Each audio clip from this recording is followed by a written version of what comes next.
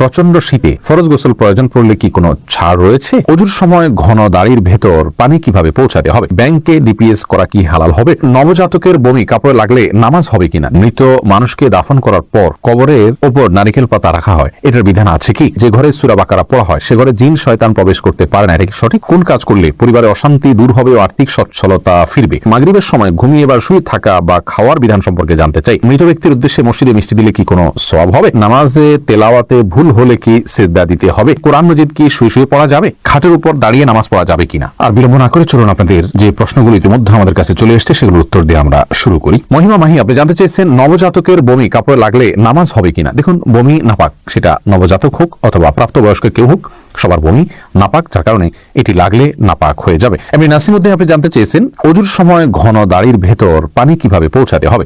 দেখুন, পানি এভাবে কোষ করে ধরে আপনি যেভাবে ভিজিয়ে রাখেন তাহলে সেক্ষেত্রে যত ঘন দাড়ি হোক না কেন গোড়ায় চলে যাবে। এরপরে বোন সাদিয়া ইসলাম জানতে চেয়েছেন লোকমুখে শুনেছি জীবদ্দশায় 1 কেজি সুরমা লাগালে সে জান্নাতি, এটা কি সঠিক? না বোন, এরকম কোনো কথা নেই যে 1 কেজি পরিমাণ সুরমা লাগালে সে জান্নাতি হবে। তবে হ্যাঁ, মৌলিকভাবে সুরমা লাগানো রাসূল আকরাম সাল্লাল্লাহু আলাইহি ওয়াসাল্লামের সুন্নাহ এবং সে বিষয়ে নবী সাল্লাল্লাহু আলাইহি ওয়াসাল্লামের সুস্পষ্ট নির্দেশনা রয়েছে। আমরা সুরমা লাগাবো আমাদের সাধ্য অনুযায়ী, তবে 1 কেজি পরিমাণ লাগাতে হবে এমন কোনো কথা নেই, এটি মনে করা কথা। সজল শেখ আইডি থেকে আপনি জানতে চাচ্ছেন ব্যাংকে ডিপিএস করা কি হালাল হবে? শুধু ব্যাংকগুলোতে ডিপিএস করা হারাম হবে, যেহেতু সেখানে আপনাকে সুদ দেওয়া হবে, সুদ ভিত্তিক লেনদেনের চুক্তি আপনার সাথে হয়ে যাবে সেজন্য।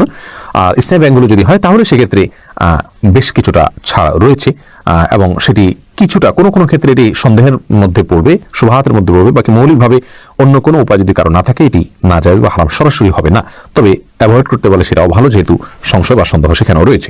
মাহফুজ আহমেদ মুন্না জানতে চেয়েছেন মৃত মানুষকে দাফন করার পর কবরের ওপর নারিকেল পাতা রাখা হয়, এটার বিধান আছে কি? না, মৃত ব্যক্তিকে কবরে দাফন করার পর নারিকেল পাতা রাখার কোনো নির্দেশ কোরআন হাদিসে কোথাও দেওয়া হয়নি, বরং রাসূল আকরাম সাল্লাল্লাহু আলাইহি ওয়াসাল্লাম একটা কবরে তিনি ডাল গেড়েছেন এমনটি পাওয়া যায়, সেটি কবরেই গেড়েছেন, এছাড়া অন্য কোনো কবরে বা সচরাচর সব কবরে তিনি ডাল গেড়েছেন এমনটি পাওয়া যায় না, যার কারণে কবরে কোনো কিছু গাড়তে হবে এমন কোনো কথা ইসলামী শরীয়ত অনুযায়ী নির্দেশিত নয়। মুজাহিদুল ইসলাম শওকাত আপনি জানতে চেয়েছেন যে ঘরে সূরা বাকারা পড়া হয় সে ঘরে জিন শয়তান প্রবেশ করতে পারে না, এটা কি সঠিক? যদি সঠিক হয় তবে সূরা বাকারা কতটুকু পড়তে হবে? বা মুজাহিদুল ইসলাম এটা সঠিক এবং এ সম্পর্কে রাসূল আকরাম সাল্লাল্লাহু আলাইহি ওয়াসাল্লামের স্পষ্ট হাদিস রয়েছে।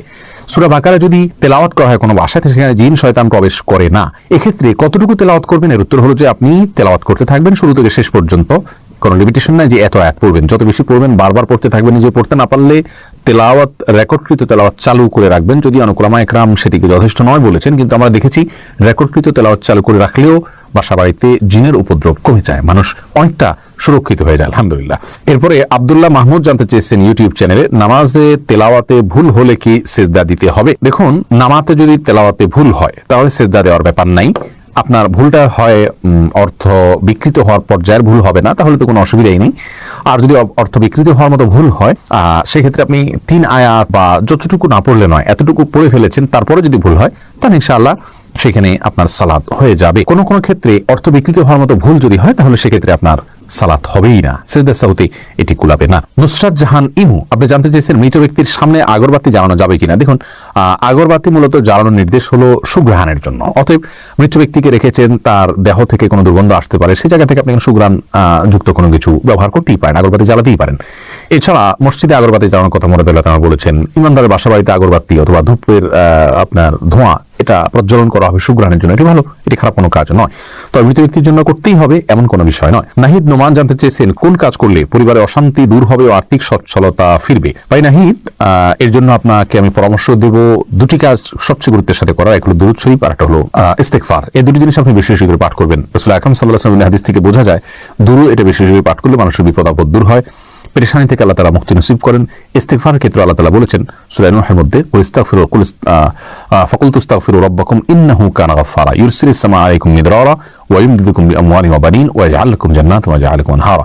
আয়াতগুলোর আলোকে অনেক মুফাসসিরিন ইকরাম, অনেক উলামায়ে কেরাম বলেছেন যে ইস্তেগফার বেশি বেশি করলে আল্লাহ তাআলা রিজিক বৃদ্ধি করেন এবং মানুষের রিজিকের অনটন দূর করেন। অতএব এই দুটি আপনি নিয়মিত করবেন, সেই সাথে আপনি খুব সিরিয়াসনেসের সাথে হালাল উপার্জনের জন্য চেষ্টা করে যাবেন, আল্লাহ তাআলা আপনার সমস্যাকে দূর করে দিন। এরপরে ফারিয়া ইসলাম জানতে চেয়েছেন কোরআন মজিদ কি শুয়ে শুয়ে পড়া যাবে? হ্যাঁ বোন ফারিয়া, কোরআন মজিদ শুয়ে শুয়ে পড়া যাবে, কোরআন মজিদ শুয়ে পড়া যাবে না এমন কোনো কথা কোরআন হাদিসের কোথাও বলা হয়নি, বরং সাধারণ অবস্থায় কোরআন মজিদ পড়া যাবে, তবে কোরআন মজিদের প্রতি কোরআন মজিদকে বুকের মধ্যে ধরে অসম্মানজনকভাবে শুয়ে শুয়ে পড়া উচিত না। আপনি মুখস্থ থেকে পড়তে পারেন, আর সাধারণ অবস্থায় বসে বসে সুস্থ অবস্থায় আপনার কোরআন মাজিদ পড়ার চেষ্টা করা উচিত। ইস্তাব্রো বাণী এই আইডি থেকে আপনি জানতে চেয়েছেন খাটের উপর দাঁড়িয়ে নামাজ পড়া যাবে কিনা। যাবে, কোনো অসুবিধা নেই।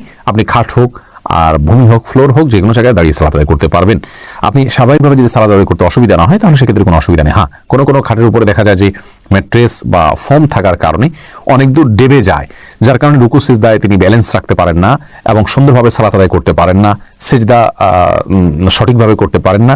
এরকম যদি হয় তাহলে সেক্ষেত্রে তার জন্য খাটে দাঁড়িয়ে সালাত আদায় করা উচিত হবে না। এটা কমপক্ষে মাকরুহ হবে, অপছন্দনীয় হবে, তবে সালাত হয়ে যাবে। যেহেতু সালাত স্বাভাবিকভাবে করতে তার অসুবিধা হয়, শরীরে ব্যালেন্স ঠিক রাখতে পারে না, রুকু সিজদা যথাযথভাবে করতে অসুবিধা হয় এবং মনোযোগের ব্যাঘাত সৃষ্টি হয়, যার কারণে এরকম জায়গায় সালাত করা উচিত নয়। আর যদি এতটা নরম না হয় তাহলে সেক্ষেত্রে সাধারণ খাটে বা চকিতে সালাত আদায় করতে কোনো অসুবিধা নেই। সুজন মুখতার আপনি জানতে চেয়েছেন ইউটিউব চ্যানেলে স্বপ্নে সহবাস করতে দেখলে গুনাহ হবে কিনা। না, এর কারণে কোনো গুনাহ হবে না, কারণ এটি বান্দার ইচ্ছার দিন কোনো বিষয় না, বান্দার ইচ্ছাধীন বিষয় নয়। এমন বিষয়ের জন্য আল্লাহ তাআলা বান্দাকে পাকড়াও করবেন না। জান্নাত আরা জুলি আপনি জানতে চেয়েছেন মুরগি একাই জবে করতে পারবে কি না, কারো হেল্প ছাড়া। হ্যাঁ, করতে পারবে, কোনো অসুবিধা নেই। মুরগিতে একজন ধরতে হবে এমন কোনো বাধ্যবাধকতা নেই। আপনি মুরগি যেভাবে খুশি সেভাবে জবাই করবেন, জবাই করাটাই হলো মুখ্য।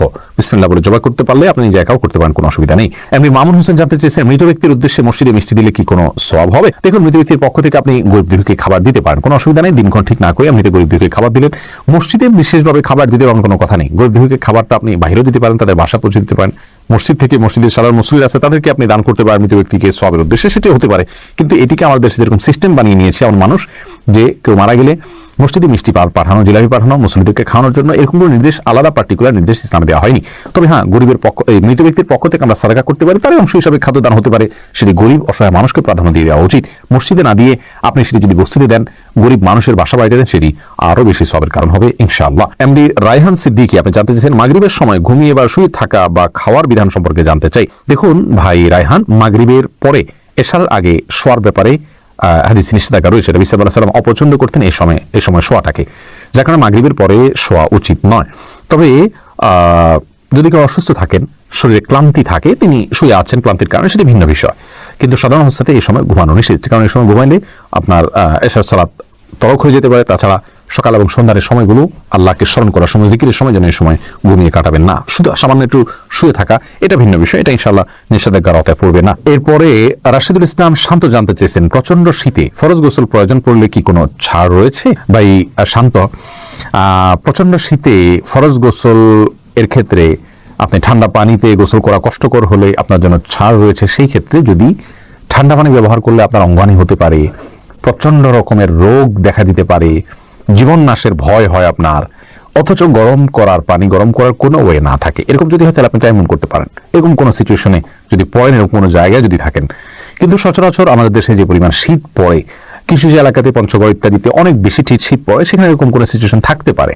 কিন্তু নর্মালি অন্যান্য এলাকাগুলোতে, ঢাকার আশেপাশে বা অন্যান্য জেলাগুলোতে যে পরিমাণ শীত পড়ে, তাতে পানি ব্যবহার করলে অঙ্গহানি হয়ে যাবে বা জীবন হুমকির মধ্যে পড়বে, এরকম পরিস্থিতিতে পড়ার সম্ভাবনা খুবই ক্ষীণ। সে জায়গা থেকে এটি আমাদের জন্য করা জায়েজ হবে না, অর্থাৎ তেমন করে নামাজ আদায় করা জায়েজ হবে না, গোসলই করতে হবে। আর গরম পানির ব্যবস্থা কম বেশ প্রায় বেশিরভাগ জায়গায় আজকাল থাকে। একটু কষ্ট হয়, হয়তো একটু বিব্রতকর পরিস্থিতিতে পড়তে হয়, অন্যরা জেনে যাবে, তাতে কি? আমার তো আল্লাহ তাআলার ফরজ নির্দেশ পালন করতে হবে, যার কারণে এটি আপনার অবহেলা করা যাবে না।